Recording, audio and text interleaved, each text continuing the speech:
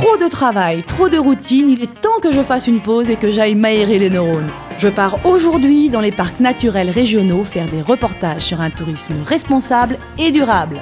Un boulot qui tombe à pic. Je m'appelle Hélène et je suis journaliste. Au bout de cette route nous attend le parc naturel régional du Luberon. Au programme, rendez-vous avec la nature. Première étape, le domaine de Séoul, où nous attend Olivier pour une sortie en calèche. Ouais, on va faire un joli tour à découvrir les ocres aujourd'hui.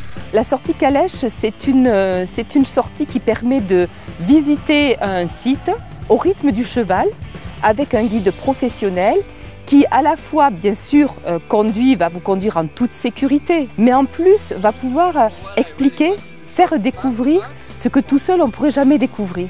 Comme les plantes aux vertus médicinales qu'Olivier connaît depuis l'enfance, l'architecture traditionnelle et toutes les curiosités chargées d'histoires et de légendes. Au cœur de cette histoire, il y a justement les ocres, trésor local qu'Olivier nous fait découvrir. Vous s'en servez notamment donc, comme pigment, mais surtout comme charge pour faire du caoutchouc. Ah d'accord. C'est-à-dire qu'on c'est le caoutchouc des bocaux, il est rouge. Voilà, oui, exactement. Voilà. Donc pour les linos, pour les caoutchoucs, pour les chambres à air, les premières chambres à air, les premiers pneus, etc. Tout ça venait en fait de l'ocre qui vient faire une charge et qui ajoute cette élasticité en fait à l'EVA. Regarde, quand tu touches ici, ce dépôt, tu vois ce dépôt qui reste sur ta main, ben ça, voilà, ça c'est de l'ocre. C'est de l'ocre pur.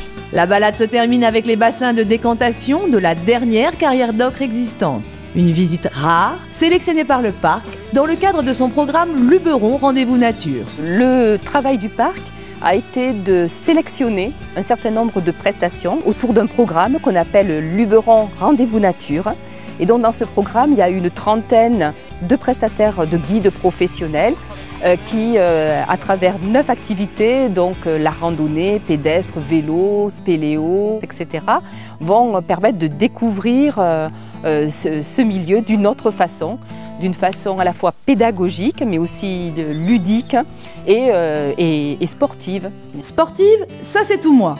C'est justement l'objet de ma prochaine activité avec Yannick, qui nous attend dans la forêt des cèdres, où je vais grimper au sommet des arbres, une grande première. Je vous présente le cèdre de l'Atlas, dans lequel vous allez grimper. Okay. Vous allez redécouvrir des sensations. Et c'est parti, au hisse.